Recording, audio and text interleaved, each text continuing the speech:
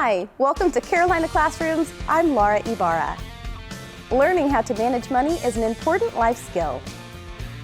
For younger students, financial literacy means identifying different types of money, understanding the values of different coins and paper money. As they get older, they learn about budgeting their needs versus wants, and then how to plan and save for something like a car or a college education. Managing personal finances or making business decisions for a corporate budget, opening a savings account for the first time, or saving for something big like a college education, financial literacy skills can mean the difference between success and filing for bankruptcy. On this episode of Carolina Classrooms, we'll examine programs and classes designed to teach students of all ages basic budgeting, saving, and other money management skills they will need to achieve financial independence. Students at Ellery Elementary School in Orangeburg County are participating in the stock market game, competing against other schools in South Carolina. Their teacher says while they are learning about economics, the teamwork skills they're building are just as important. We see like one of our stocks not doing good, we decide whether we should keep it or sell it.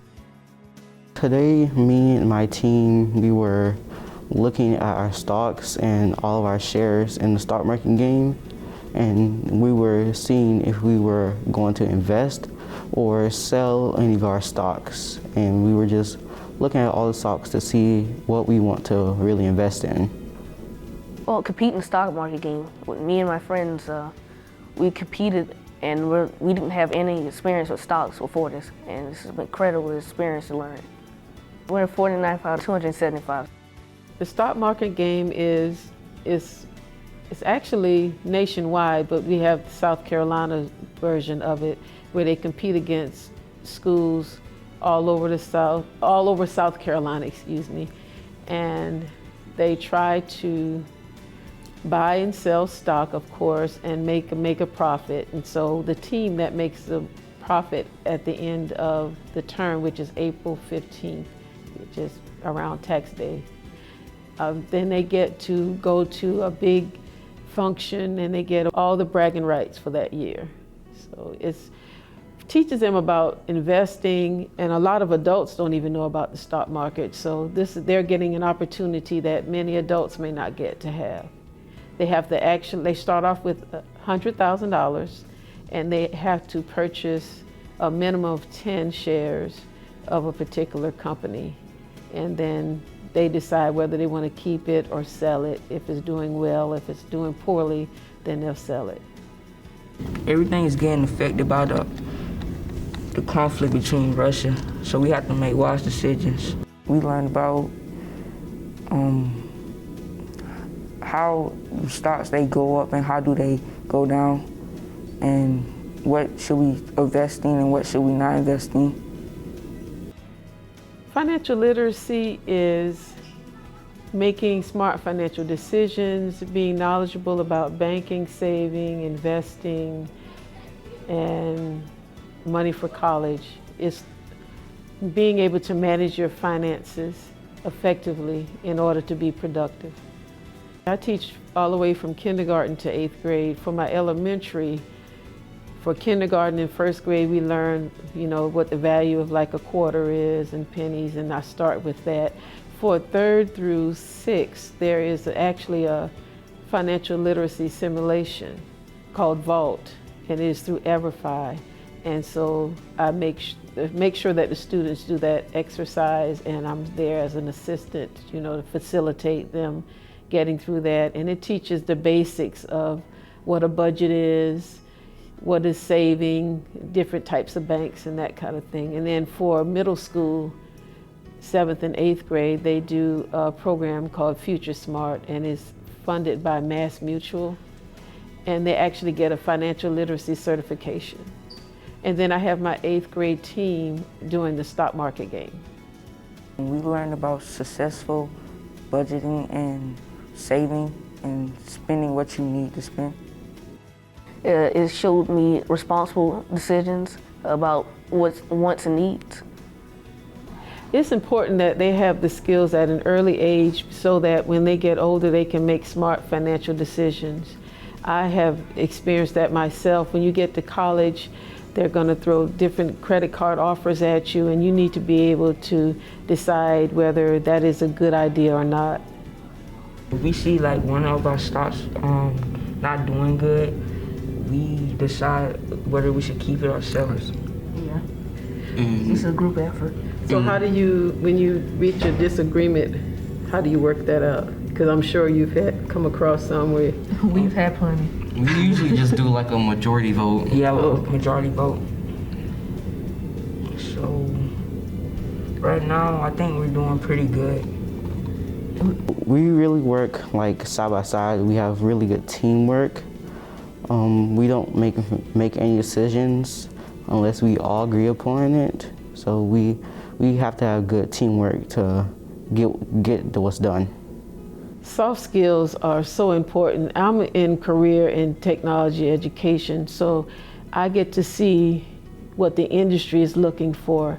And I've heard many employers say, yeah, they can do the skill work of the job, but their social skills leave a lot to be desired. So anything that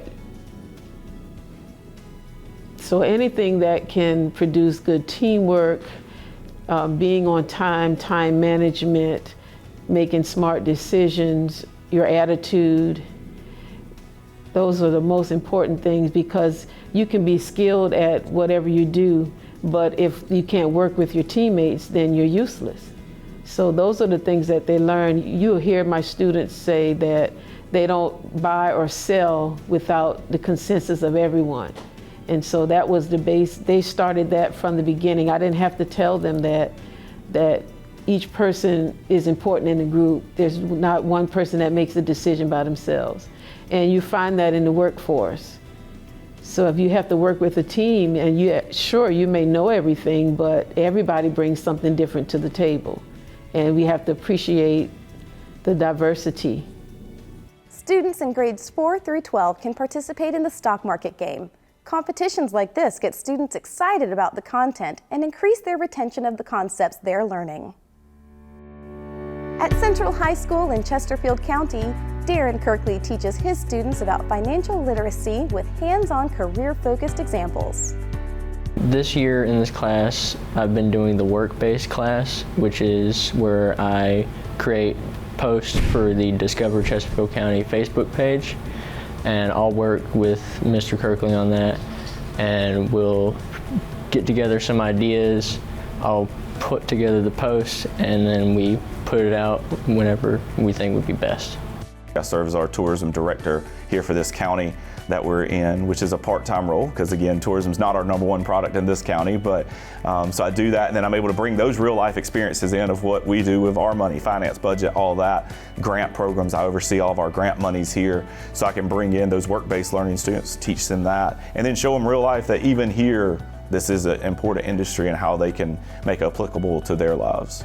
Financial literacy is truly having an understanding of your money and your personal finance and how that's going to work, and then seeing how your money that you have yourself plays into the overall ecosystem, the economy of finance in general, right? And having an understanding of what role the individual plays in the overall society's role and how taxes, stocks, bonds, all that stuff interacts with one another.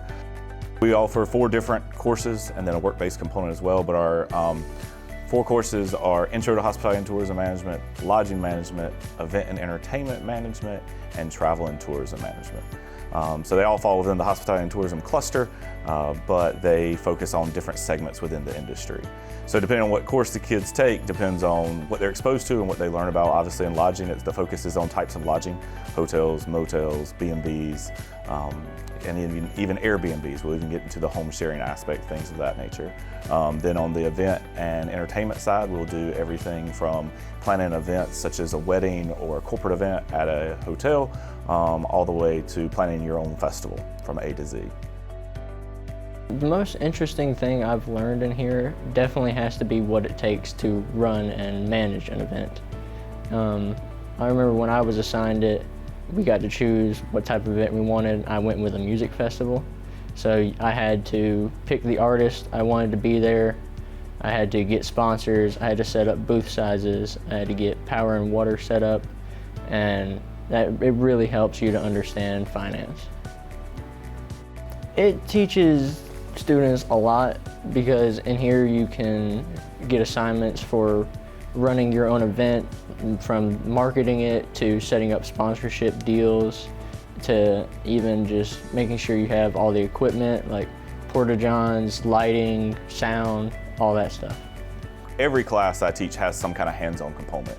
Everything from, like I said, plan your own event, where you would have to lay out the entire budget for the event, everything you're going to book, entertainment, venues, food and beverage costs, all that, all the way to, in the travel class, they'll act as like their own travel agent for someone and be given a budget, how much money they're going to spend, and look at that aspect of the cost of travel, both domestically and internationally.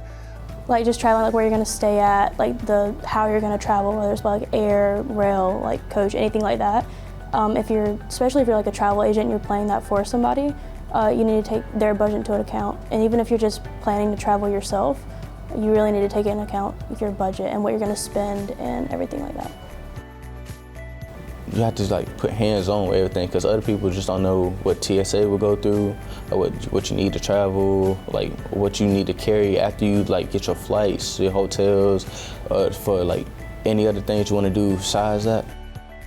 In the intro class, they actually build their own restaurant. So that's where we cover a lot of the food and beverage aspect of it. So they'll have to do everything from menu design to pitch a location, by do like a market analysis of where it's best to locate that business and then justify why they chose that and things of that nature. People will come from different other states, like Myrtle Beach, as for example. They'll come like of summertime, generate a lot of money. Half of the people be like tourism. Like tourists just come and drop by. That's like a lot of money due to like them just even stopping by, spending money at a gas station, just getting money, or just like buying food, chips and stuff like that. So basically all that money, just revenue generates like more accommodations. We can just make more things come throughout the whole entire progress with that. On the travel and tourism side, it's everything related, just like it says, to travel and tourism. So we'll cover everything from airlines to cruise ships to international travel. A lot of things that a lot of students at this age are not exposed to. So just a lot of the aspects of travel and tourism and promoting a destination or getting visitors to come to an area. Definitely learn about cruise ships. You just think about like a boat. You don't think about what all necessarily goes into it, like the planning, especially if it's like themed. They have a lot of staff, like way more than I had imagined. And with that, there's different contracts and things, and I was very surprised to learn about what all they had to do just to make it function. Some of them you sign for like extended amounts of time to stay on the boat and things like that, just like the hours. These students are taught things all the way from the lower level of like the individual side of it. They're given that hands-on experience with their own budget, their own finance, their own money. Some of the activities they're given, a set dollar amount that they have to stay within.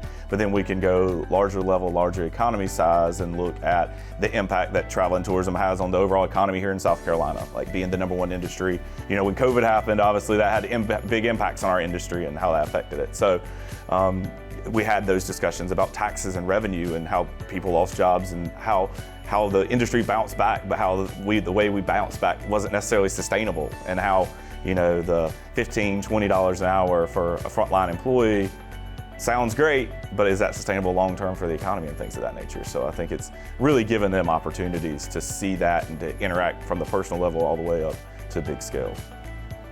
Having these things in these classes, you get to learn about like the hotel management, you get to learn about the different classes that are taught. You get to have those experiences from a person who's actually done it and knows what they're talking about and teaching. So when you do graduate and like go to university or anything like that, you have an idea of what they're talking about and you have more experience than you would have if you hadn't have taken any of the classes. Tourism and hospitality will be a good industry to look into. Got to be smart with it though, like financially wise, like just. It's really basically common sense with how you spend, how you really should regulate your money. Taking these classes has definitely changed the way that I view managing my money, because when I was younger, I used to not look at it as much of a big deal. But now that I'm older, I see how much money plays a role in everything. And I'm more than likely going to start investing or saving my money now. each course within our curriculum, I find some way of intertwining the personal relationship to that. And so it'll be anything from the discussion of the stocks or the taxes that individuals pay when they go out to restaurants. Like taxes obviously play a big role in finance in general, and understanding how that works, and understanding like when you're a 1099 employee and things of that the kids necessarily don't even know what that means, but how you're going to have to pay taxes out of that when you do freelance work. And we talk about influencers, travel bloggers, all that kind of stuff, and how that is a great revenue stream, but then you have to pay taxes on it if you're running your own business and all that kind of stuff. So across the board, whether it's run your own restaurant scenario, plan your own festival, look at these stocks and bonds. Let's talk about a travel blogger that a Convention and Visitors Bureau may bring into their destination.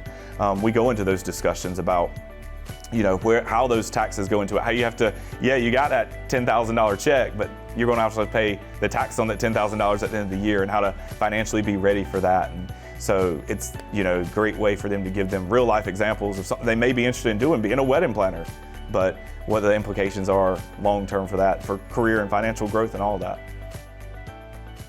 SC Economics provides resources and professional development opportunities for teachers who want to incorporate financial literacy into their curriculum, no matter what grade level or subject they teach. SC Economics is a nonprofit organization housed in Columbia, but we serve the entire state, K through 12 educators. Our mission is to teach teachers how to teach economics and personal finance through our workshops, webinars, resources, and coaching that I get to do with teachers one-on-one. This professional development helps teachers strengthen their content knowledge, or new teachers to learn that basic content knowledge so that they feel comfortable and able to teach it to students across the state. We had one of our in-person workshops. We're really excited to bring those back for 2022. And so the economics workshop was called Economics Everywhere, and it featured ways to incorporate economics in all different subjects. And so we looked at how to incorporate economics in English, math, elective science, social studies, and that included portions of personal finance, especially in the math part, but also personal finance can be woven throughout as well. We are here for professional development. South Carolina SC Economics puts it on for the Master Financial Literacy teachers and others that may be interested in it. And it's to help us incorporate financial literacy across the curriculums. We've got kindergarten all the way through high school with us here today. But I will tell you, I have a high school background. Megan has an elementary and middle school background. We can make all of these things work. And I will tell you, we're going to do some children's literature today. I used to make my 17 and 18-year-old high school seniors come sit in a reading circle with me. So all of these things can very much be transposed from either grade level. And hopefully you guys will see in all subjects. I've been hearing today, and we've been working with interactive activities. Most of those where I can not only incorporate financial literacy, but I can also allow the students to play and have lots of fun as we're learning. I teach at Lonnie B. Nelson. I teach in the ACE magnet program, and I teach kindergarten. Our program, ACE, is the Academy for Civic Engagement, and we focus on government, economics, and service learning. So economics is a big piece of our classroom. Our kids have jobs, which they earn an income, they pay bills. It's a little less, aggressive in terms of like what they pay for kindergarten, because we are just starting them out. They purchase their supplies, so we give them like their allotment, but if they waste their glue, they have to buy another one, and so we teach them those things. And so we talk about really focusing on like saving and spending and those things, and talking about wants and needs. So one of the things, especially in kindergarten, a lot of them don't have a lot of experience with money, and so we talk about like, okay, if you spend all your money on this little trinket from the store, you're not going to have money if you don't have a glue stick. So we've had to kind of adjust and talk about loans, because some of them, like, they need the glue stick. So we've had to say, oh, you had to take out a loan this week, so you're not going to get to go shopping because if you have these expenses. And so we kind of have had to talk about some of those things because they don't really understand living expenses and things like that. So it's kind of like really putting that real life experience in the classroom. So I came to get ideas and strategies to take back and work further in the economics piece for my kids. I've been learning all kinds of different like games and ways to integrate especially those terms like producer and consumer, because some of those things are really hard for kids to understand, and it's hard for them to even put, like, they don't spend a lot of their money, they don't see a lot of that real world You know, and they might think about saving for something, but for a lot of kids, it just shows up. Like, I just want this, and it comes. And so we played a game where we were talking about the, you know, when we were saving for something and rolling the dice to kind of catch up, and then thinking about too, like, real life things. Like, money doesn't just pour in. You have to understand that things happen, and sometimes you don't get the money, or you have to spend it on something else. And even some of those things like opportunity costs and things like that, like really helping the kids understand, like, when you have money, like, that gives you the power to decide, like, which product are you going to purchase, and then what are you giving up. And so we've also done some things like with products and talking about consumers and producers, and so we can tie that in, like I said, with my market day. And so I'm just excited to take some of these things back to my classroom and really help, especially a lot of it, you know, it is so versatile. Like, you can use it in high school or even in kindergarten. Our students are not prepared financially. They don't have the skills, they don't have the mindset, the behavioral mindset to be able to be successful financially. They're getting into debt, they're falling into payday loans. So the goal in that aspect is to give them that security and confidence so that they can focus on their future and not, how am I going to pay this bill? They're going to be able to say, I can pay this bill, and continue to be successful on a personal level as well beyond, and focus on other things that they need to focus on. So for the students, I do a multi-level approach. I work very hard to not only connect it to them currently, to their academics, but also future. So we also do real world and academics. So we discuss how ratios plays into financial literacy, how analyzing and understanding evidence and text incorporates into financial literacy. So a lot of cross-curricular incorporation there as well to build that value and purpose. And then we relate it to the real world, because many of them, they might want to go to college, or they're looking to have a car or a job. So we bring those real world in so that as they move forward into high school, they're prepared and they can start thinking about what a budget is, what insurance is, and be more prepared as they move forward. South Carolina Economics has helped with so many resources, the webinars, these in-person events are just great to get with other teachers and find out what they're doing in their classes, and take ideas from other people and apply it to my class, and that's one of the best things I get out of it, is just the camaraderie and the chance to talk to other teachers that teach the same subject. I'm with Palmetto Unified School District, which is within the South Carolina Department of Corrections. I teach mathematics and financial literacy.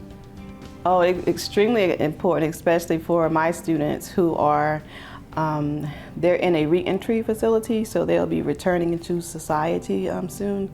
So it's equipping students in general, especially mine, to be financial literate so they can function in society and make wiser decisions as it pertains to finances, their family, and being able to sustain themselves, as well as creating generational wealth. So I'm in Manning High School. Again, it's within Department of Corrections. And in this setting, our students are preparing to return to their homes.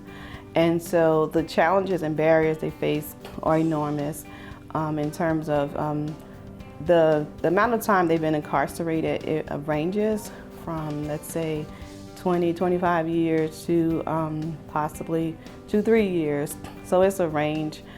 So they are faced with many barriers, to include identity theft, for example. Some of them may have experienced that while being incarcerated and not being financial literate in terms of knowing how to protect themselves even in that environment. For example, they could have put a freeze on their credit while they were incarcerated, things like that. So those are some of the things that we discuss, and discuss them requesting their credit report even while they're incarcerated. So before they're released, they can kind of try to get some things back on track if necessary, or they can identify if they were in fact were victims of identity theft. That's just one thing that really stands out in that environment. But preparing them and teaching them how to budget, how to save. Some of them actually do have jobs, while they're in our facility, or they are prepared and set up, to start working when they leave. So teaching them how to manage their money wisely. Some of them will have to pay fines and so forth when they leave. So teaching them how to manage and balance that along with the necessities that they need in life. So budgeting, saving, helping them plan for transportation costs and other things. It's essential to their survival. It definitely helps with our recidivism rate, preparing them and equipping them with the knowledge that they need to be successful when they return to society. We hear all the time from our local community partners with banks and statewide that they often have customers who come to them and don't have those basic skills of understanding the importance of having not only a checking account but also a savings account, and not accessing that savings account constantly but having that as an emergency fund. And so helping us build that community of understanding the importance of emergency funds and the importance of savings and why we always save for that rainy day, because it can so often happen. The ability to have that kind of safety net and that concept of that safety net instilled in our students as early as possible can only have success for our communities in the future. Teaching financial literacy is more of a life skill, because this is a skill that they will need to be successful. Professional development events like this allow teachers to discuss and collaborate on ideas for lessons with other teachers from other districts. For more information, visit their website, sceconomics.org. Thanks for joining us. We'll be back on TV in April. You can find more education stories from around the state on our website, carolinaclassrooms.org.